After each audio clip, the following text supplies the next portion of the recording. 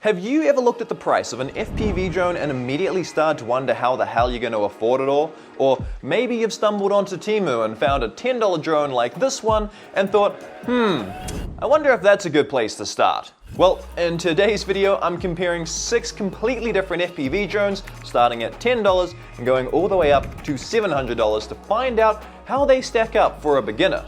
First up, we have our lovely $10 Temu find. This is the E99 Pro drone, which was the cheapest thing on Temu when I searched up FPV drone. Now, to show you how this little guy flies and crashes, I need to run you through the 5 golden keys that create a great FPV drone for beginners. The first golden key is perhaps the most obvious one, but in my opinion is one of the most important. You see, starting out, crashing is one of those things that happens a hell of a lot. And even as time goes on, crashing is still a very common occurrence. You shouldn't see it as a bad thing. All it means is that you're just pushing your skill level and trying to improve. But if crashing is such a common theme, the drone needs to be able to hold up to it. And that's why the first golden key is durability, and by proxy, it's also repairability. You know what? Maybe we should test the Temu drone's durability. Let's just see what happens if you fly it straight into a tree. Oh my goodness, that was so close to hitting the tree. That's pretty gangster. Of course, to crash a lot, you also have to fly a lot, and usually bigger FPV drones need more powerful motors to hold it up, and smaller FPV drones need to cut the weight wherever possible. If the drone fails to have enough power, your flight experience is just going to be super lacking. So that makes our second golden key flight performance. Of course, it's only fair to test out the flight performance of our Temu drone as a demonstration, so if I give it the beans, it's underwhelming, to say the least, but the fact that something can even fly at $10 is kind of insane. But look, what if both of those keys are great and your drone randomly falls out of the sky 100 meters away? Well, of course, that's gonna suck, and that's where golden key number 3 comes into play, the radio protocol. But I'm just gonna refer to this as your radio connection to make your life nice and simple. The Temu drone literally states in the manual that it shouldn't be flown more than 50 meters away, otherwise it could lose control. So, of course, what happens if you fly it 50 meters away? Now, let's say you've fixed that radio connection and you fly back to 100 meters again, but this time your goggles screen goes blank. You can't see anything, you have no idea where your drone is, and you probably just crashed into the ground for the 30th time. Well, without nailing our 4th golden key, camera quality, this is exactly what's going to happen to you. The 2 elements that make up camera quality is both the actual camera's quality, but also the video transmitter's quality too. This is what the Temu drone looks like to fly, which is pretty obvious thanks to the lovely quality, but furthermore, it also uses a Wi-Fi connection to stream to your phone, meaning the transmission quality is nothing more than 20 meters or so. So what the hell else is there to consider when buying an FPV drone? Well, this one is a tad more complicated because it's actually a combined judgment using the rest of the golden keys to figure out this one big thing. That one big thing is whether this drone will last you or whether you're going to need to upgrade it later on in your FPV journey. That makes our 5th golden key to a great FPV drone for beginners, future-proof ability. And I think after taking the Temu drone through each of these golden keys, it's pretty safe to say that amongst failing all of the previous keys, it also fails the future-proof ability key. But hey, really, what did we expect coming from a $10 drone? Alright, now that you have a good idea of what the golden keys look like, what happens when we compare them to real FPV drones? Well, the drones we have here today are the Beta FPV Air 65, Nazgul XL5 Eco, DJI Avata 2, 533 HD0 Switchback Pro, and the GEP-RC Moz 704. I've extensively tested golden key number 1, durability, on all of these drones aside from the GEP-RC Moz 704, and I'll show you why in just a moment. You see, as we mentioned earlier, durability really just boils down to how well the drone holds up over time as you crash it. But first, we'll start over on the cheaper side and move our way up. That means our Air 65 is the first in line, and honestly, this little guy is probably the most interesting drone here. As for $95, you're buying what I'd like to call a fairly indestructible FPV drone. It's not indestructible in the way of it'll never break, so I guess I can't really call it indestructible. But it's just so freaking durable that you can crash this thing 100 times and maybe, just maybe, you'll have a crack in the frame, which, costs a couple of dollars to fix. So At $95, it not only checks Golden Key 1 with flying colors, but it also gives beginners a budget-friendly drone that they can crash without stress. Honestly, if you're just getting started and want something that won't punish you for learning, for $95, this thing is as durable as they come. And when we up the price to $235 with the Nazgul Eco, I'm pretty stoked to say that it actually follows the same pathway. The caveat here is that it is a much heavier, more powerful drone, so if you're full centered into something, yeah, you're probably gonna break something. But for most crashes, you're gonna be very well off, and you might end up paying a couple of dollars for a new arm or something. So even at more than double the price, the Nazgul still earns a pass for Golden Key number 1.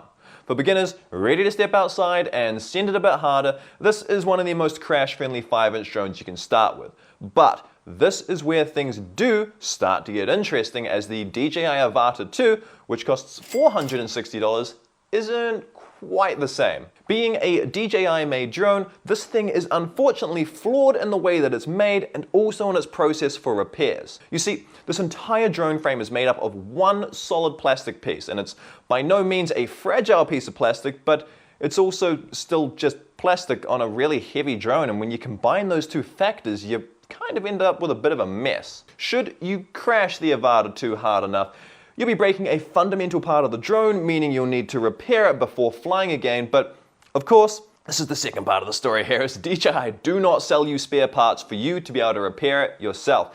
Instead, they sell you a lovely package that just means you get to send them the drone. You send it back, you pay a fee, and then you get the drone back when it's complete and convenient for them.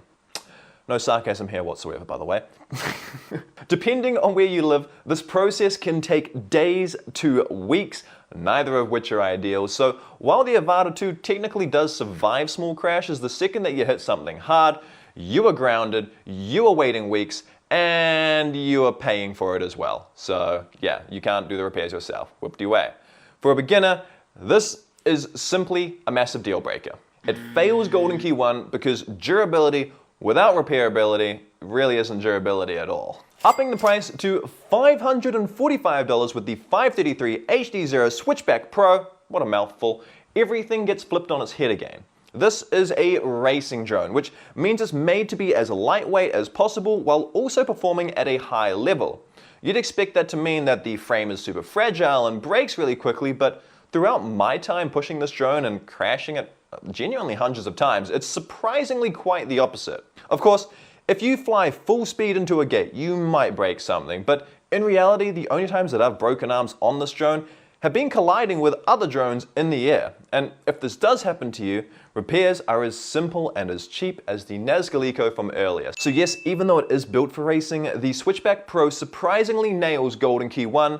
It's just lightweight, it's rugged, and it's as easy to fix as the Nazgul. For beginners who don't mind a potentially steeper learning curve, this is proof that pro-level gear can still be pretty crash-friendly. But now for the GEP-RC Moz 704, the $692 FPV drone that I haven't extensively tested durability on. Now, if you had to put it down to one thing, what do you think the reason is for me not testing this?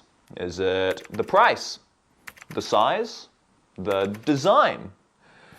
Well, yeah, actually, it's all three.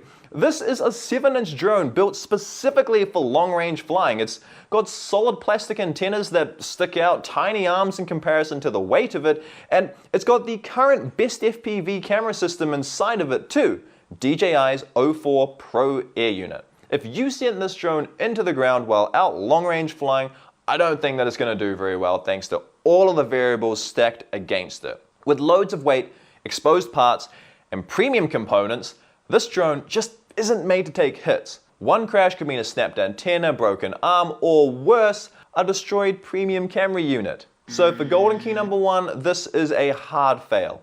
It's built for long-range missions, not beginner crashes. So yeah, when it comes to durability, beginner drones like the Air 65 and Nazgul actually outperform some of the most expensive options here. But then when it comes to Golden Key number 2, flight performance, this is actually where things start to get pretty fun. Instead of going through each of these drones individually again, I'm gonna save some time here and tell you that every single one of these FPV drones flies really freaking well. They each do what they were designed to do amazingly, and so I really can't fault them on their actual flight performance. So yeah, even at $95, you're getting flight performance that feels right for the drone. The more expensive ones might be faster or smoother, but for a beginner, you're not honestly going to notice the difference, and none of these are lacking behind significantly in terms of what they were built for. And as much as I'd love to continue this trend on and tell you that it's the exact same for Golden Key number 3, radio connection, it is not. For the most part, if the drone has a common radio connection built into it like ELRS or Crossfire,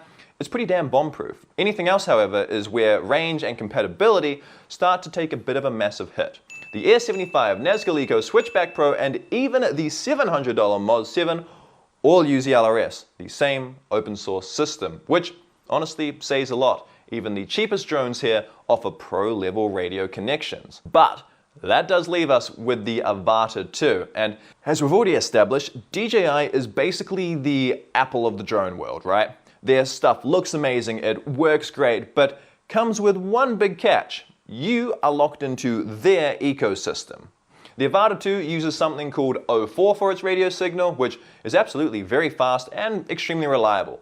But it only works with DJI's own remote controllers, so no ELRS, no Crossfire, and also no upgrades going forward. You are stuck flying with their tiny gamepad style remote, which personally I kinda hate. But I've still got to be completely honest here and tell you that the signal itself is really solid, so it does actually still pass Golden Key 3, but unlike the cheaper drones, you don't get any remote controller freedom whatsoever. Alright, that brings us to Golden Key 4 camera quality.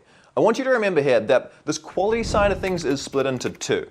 One being the literal quality and the other being its strength and connection quality. I think for the first time in this video, every single drone here actually has a very different answer, so let's switch things up and start at the high end and work our way down. The Moz 7 comes with DJI's 04 Pro air unit built into it, which, as I mentioned earlier, is the current best camera system you can buy today. You'd think that this is an immediate pass for Golden Key 4, right? But it's actually got one slightly annoying flaw. You see, when you buy the 04 Pro air unit from DJI, it comes with antennas that are linear. And without going into detail, these linear antennas match up to the linear antennas on DJI's Goggles 3. So it's a ridiculously strong connection between. What GEP-RC have done, however, is swap out these nice stock antennas and installed some very tall, long-range antennas. These are designed in theory to give the drone more signal in long-range situations, and if they were a direct one-to-one swap in terms of linear, they probably would help. But they're not. These are left-hand polarized antennas, which literally cuts the range down by 50%. Yeah, what the hell, right? For nearly $700, you would expect perfection, and while the camera system is indeed top tier, the antenna choice is just a stupid mistake that you just don't get on cheaper setups. It still passes Golden Key 4 here, but not without a little dumb asterisk. Now, moving down to the 533 Switchback Pro. This bad boy has got HD0 as its camera system. In terms of being lightweight, durable, and a notable step up from analog quality, I personally love HD0, but in saying this, I don't actually think it's the perfect camera system at this price. You see, the camera quality is absolutely much clearer than analog, like crazy amounts clearer, and it's just a more confidence-building experience flying with it. I've found since switching from analog to HD0 in this exact drone, my confidence levels instantly improved as I could simply see more. But this is where things start to go to shit.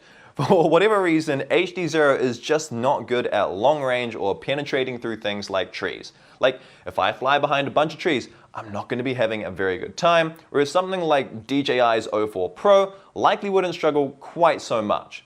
For how expensive this drone is, you would expect a flawless feed, but it's surprisingly fragile in those tougher conditions. So while I still do love HD0, it just doesn't hold up to the price tag in this case. That is a fail for Golden Key number 4.